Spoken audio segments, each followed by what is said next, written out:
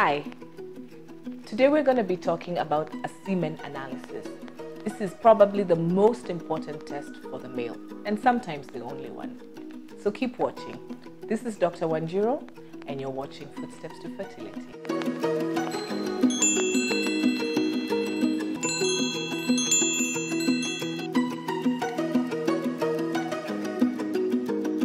A semen analysis is the test that tests the male component of fertility.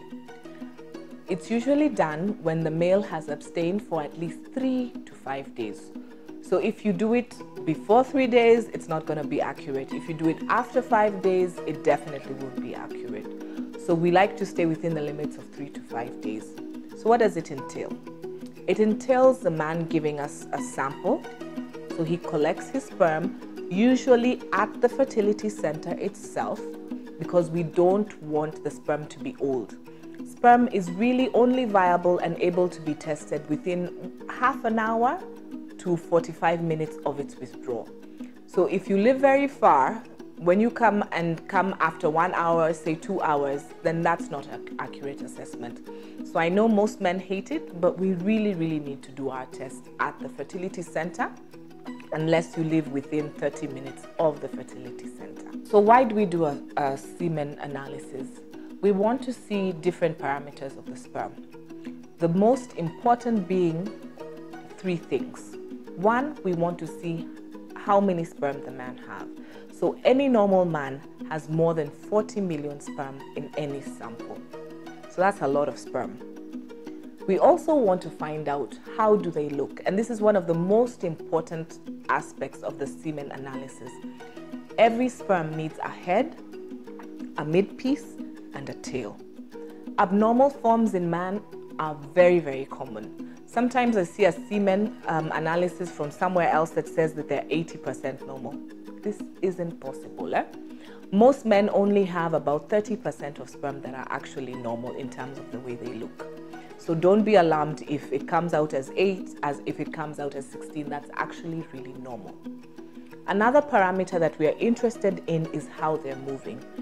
This plus morphology, or how they look, is probably the most important because the sperm have to be able to move for a very long distance. So the sperm is really microscopic and has to travel a long distance from the outside of the birth canal all the way to the fallopian tube where it will meet the egg. So you can imagine this small tiny element.